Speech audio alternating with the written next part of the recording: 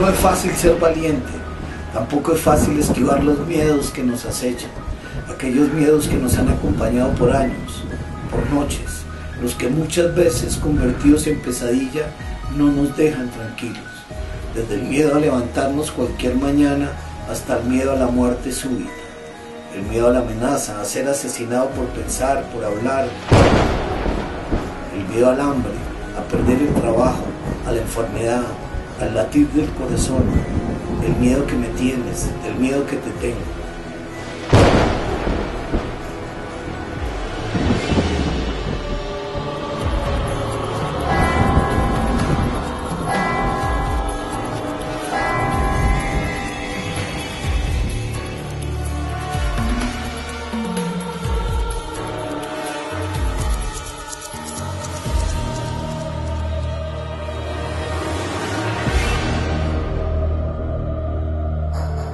Mi nombre es Rafael Cotoací, soy un escritor uruguayo del siglo XX, pero también del siglo XXI, es el siglo en el que vivo. Y acerca de una posible definición de miedo, creo que habría que distinguir entre miedos reactivos, miedos que son respuesta a ciertos estímulos, y miedos que tienen que ver con la conciencia humana, que son inherentes al ser humano. Yo creo que el ser humano progresó por el miedo. ¿En qué sentido? El que es tan osado, que no huye de un enemigo muchísimo más numeroso, o que enfrentando sus miedos y porque sí no tiene ciertas reacciones de proteger a sus hijos y a sí mismo, creo que a la larga daña a la especie. A la larga no está protegiendo su condición de ser humano. O sea que hay algo intrínseco en el miedo que tiene que ver con estar en la realidad. Esa sería una primera definición del miedo. Lo que ocurre es que el ser humano es un animal social y un animal cultural. Entonces los miedos han trascendido esa primera reacción del hombre de las cavernas, del hombre neandertal, del hombre de Cromañón, que es la huida ante el peligro cuando el peligro no puede superarse, y se ha derivado a un miedo internalizado, inmovilizador, que es muchas veces dirigido por otros, hacia no uno ni dos, sino hacia una gran población, con el afán, con el objetivo de inmovilizar. Ese es otro tipo de miedo. Esos son los miedos que siempre tuvo también el ser humano, sufrió el ser humano, pero que los vimos con mucha claridad en el siglo XX y de algún modo a través del XXI, es decir, el miedo como herramienta política, el miedo como herramienta ideológica, y ya no ese miedo que sirve para decidir si uno se queda o se va, el que ayuda a decidir la huida en los momentos que eso es adecuado. Ese es otro tipo de miedo, ese miedo masivo, dirigido, ese miedo manipulador, muchas veces genera estados de inmovilización en las poblaciones, en las sociedades. Y en ese sentido podemos decir que en medio de la sociedad hay gestores del miedo y hay manipuladores del miedo, pero también el miedo puede ser positivo en la medida que no inmoviliza, sino que moviliza, que da la posibilidad de ir más allá, de enfrentarse a uno mismo. Es verdad aquello de que si el miedo deriva en cobardía, la cobardía lo hace a uno menos humano. Pero tener miedos es natural. Lo que se plantea como desafío del ser humano es emplear los miedos y hasta disfrutarlos. El niño pequeño o el joven que lee una novela de misterio de pronto disfruta con el miedo. Fíjense esa serie de Freddy Krueger y Pesadilla en cine. Uno disfruta con el miedo porque el miedo es parte de una sensación extrema, sino porque la gente se sube a una montaña rusa o le encantan los parques de diversiones, ir a esos juegos que te producen miedo y es lo que uno busca, ese miedo. En ese miedo uno se encuentra consigo mismo también, y ese es el miedo positivo. Lo que pasa que en este siglo XXI está todo muy mezclado y creo que hay que distinguirlos, los miedos.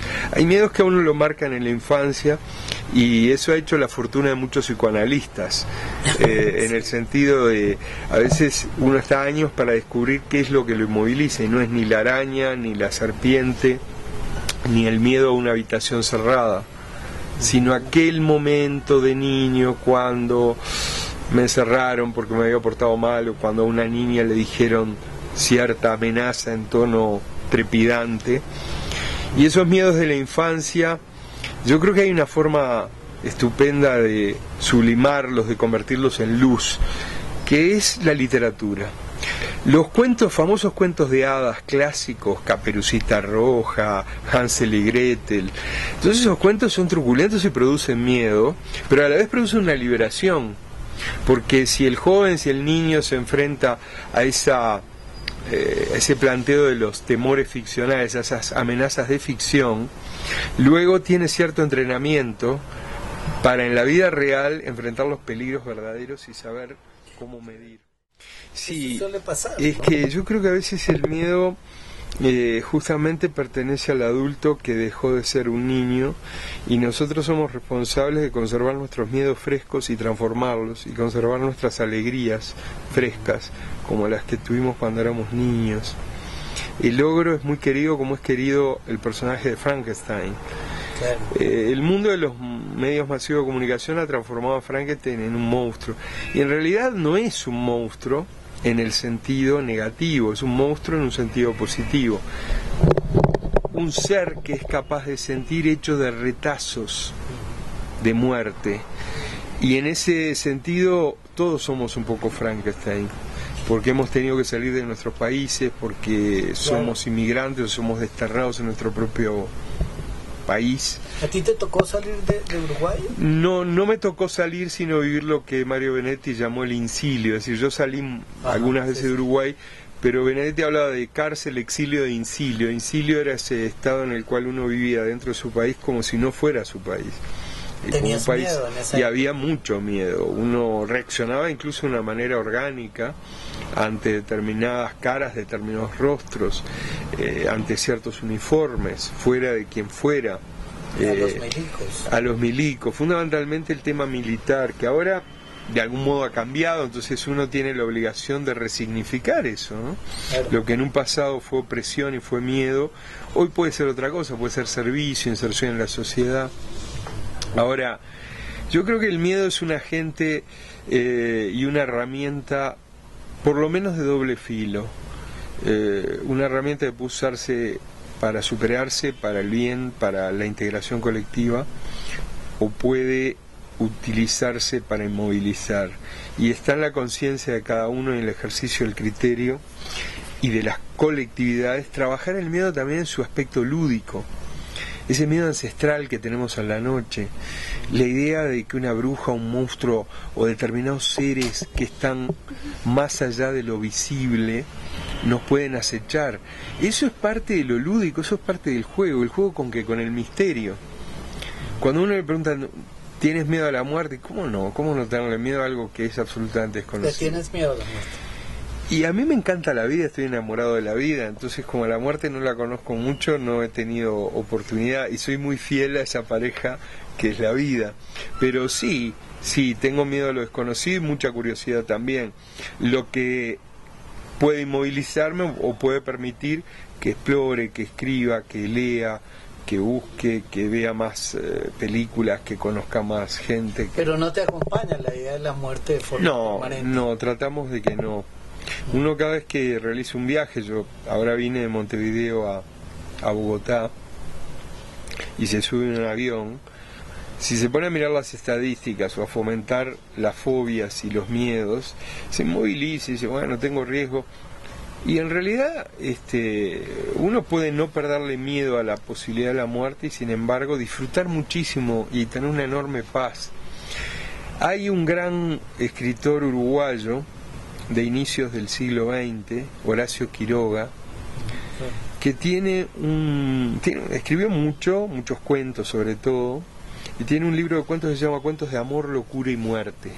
Le faltó la palabra miedo, lo que pasa es que está implícita, porque en la locura, en la muerte, pero aún te diría en el amor, hay miedo.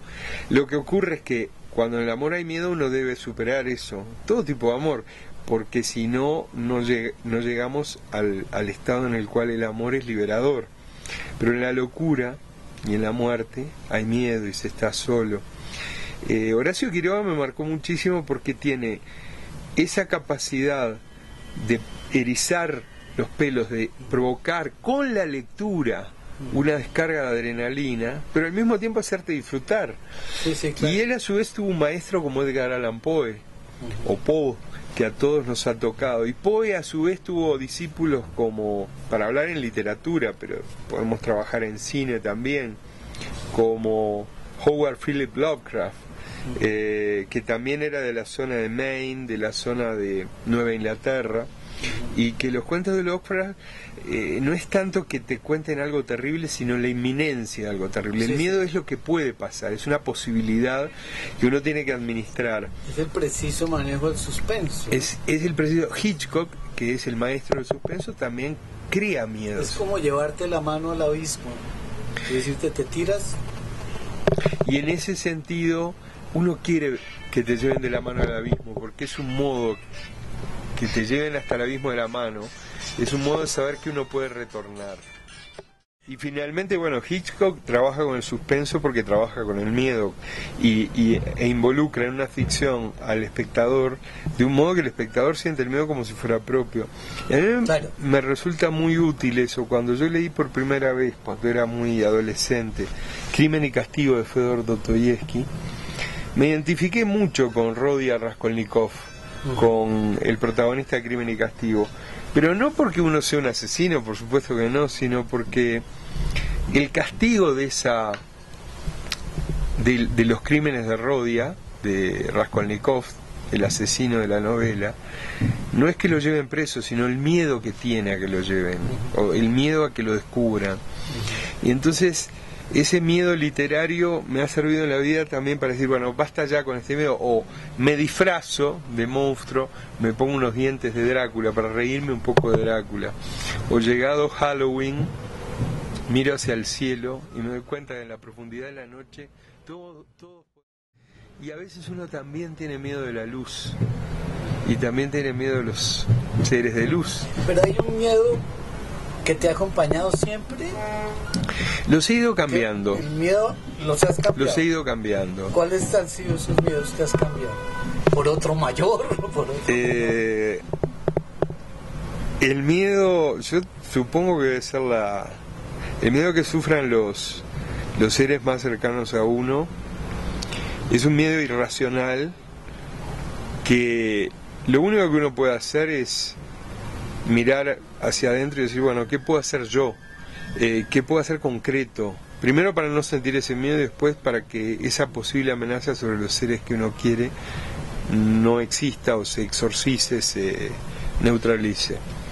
Ese es un miedo que me ha acompañado, pero que últimamente lo he cambiado. Tengo un miedo radical a la injusticia, porque la injusticia es también humana, así como la justicia es un producto humano, la injusticia, es decir, el ir contra el equilibrio en términos de relaciones humanas, también es un invento humano. Tenemos esa zona oscura. Todos somos el doctor Jekyll a Mr. Hyde, el señor escondido, y entonces el miedo a la injusticia está latente en todos los que vivimos aquellas épocas de dictaduras en el Cono Sur. Durante muchos años, después de del retorno a la democracia, tuve miedo, y miedos reflejos, miedos que me hacían tener ciertos comportamientos. Los empecé a cambiar en parte, y en parte los sustituí por otros. Hoy uno tiene miedo a que aparezcan ciertos datos de uno en Facebook o en Twitter o en lo que sea, o uno tiene miedo a encontrarse con algo que no le gusta a través de los medios masivos de comunicación. O sea, los miedos van cambiando porque va cambiando el ser humano. Ahora, es como los gustos por la comida. Cuando uno es muy pequeño le gusta más lo dulce y menos lo agrio. Y cuando uno va creciendo, no digo que lo agrio sea encantador, pero el limón también es dulce. Sigue siendo amargo y siendo algo agrio, tiene una zona dulce, una zona frutal. Y algo así pasa con el miedo. Creo de todos modos que el miedo hay que tenerle respeto en toda esa polifuncionalidad de la que vengo hablando, porque el miedo en definitiva no deja de ser hermano de sangre del misterio, y los seres humanos somos seres conscientes del misterio, somos los únicos seres vivientes, hasta ahora que se conozca, que trabajamos con el misterio. Es una fuerza creadora el miedo también. Y el miedo puede ser una fuerza creadora, si no inmoviliza puede ser una fuerza creadora, y si inmoviliza yo creo que está en nosotros y en nuestros amigos, en nuestros compañeros de tiempo, que son los que tenemos al lado, en desarticular esa inmovilización para que el miedo sea positivo. Por eso está muy bien decir, uy, qué miedo me da, y en ese uy, que es onomatopeyo, es un sonido ancestral, también poner de pronto una sonrisa, que puede ser irónica, muy respetuosa, o sea, la ironía es decir, yo respeto el misterio, respeto el miedo, trato de que no me inmovilice, y de vivir cada día no sin miedo, sin cobardías, no sin miedo, sin osadías innecesarias. Uno puede ser valiente y no necesariamente arrojado en el sentido de osado porque sí. Hay una canción de un cantor uruguayo muerto hace poco, un hombre, no, el Canario Luna, menos conocido que Citarrosa, que en una parte canta y dice: el verdadero guapo se levanta a las 7 de la mañana o a las 6, a la hora que, digamos, se levanta temprano a las 7 sin chistar, o sea, sin protestar, sin... Y esa forma de la valentía yo creo que es una forma que nosotros muchas veces no tomamos. Creemos que la valentía es pasar por encima de todos los miedos como si no importaran. La valentía es dominarlos y ver hasta dónde vale la pena sacrificarse, hasta dónde no. En cambio la osadía o los actos de arrojo porque sí no conducen más que a una especie de martirologio muchas veces no necesario, y las veces que es necesario no lo va a decir uno, lo va a decir la historia y los demás. Entonces, para redondear y volver a ese centro de los miedos son hermanos del misterio, pero también los miedos son, si uno lo madura y crece, un camino para abandonar esa zona oscura y entrar en otra zona más clara de nosotros mismos y de los demás. Sí, hay sueños recurrentes que cuando uno descubre que los tenemos muchos, por ejemplo la caída en un abismo, y uno se despierta sobresaltado, agitado. Sueño recurrente, yo he viajado mucho en los últimos 20 años. Llego a un aeropuerto y no tengo los documentos. Eso es un miedo derivado de la dictadura. Claro. En la época de la dictadura. Hoy por hoy es problemático perder cualquier, o que le quiten a uno un documento. Pero no es tan problemático como hace 30 años, cuando eso podía significar la vida o la muerte. Tener, por ejemplo, para un uruguayo tener un pasaporte europeo podía significar la vida, y no tenerlo, perder el pasaporte uruguayo, podía significar no el miedo, la concreción de una amenaza. Entonces la pesadilla es esa: llego a un lugar un poco kafkiana y me falta o un documento o me falta llenar un formulario para algo, y yo creo que ese sueño recurrente como el de la caída lo tiene mucha gente, incluso en vigilia, cuando uno tiene que hacer muchos trámites. Pero son dos de los posibles sueños recurrentes que he tenido. El de la caída a lo largo de la vida, últimamente no sueño con eso.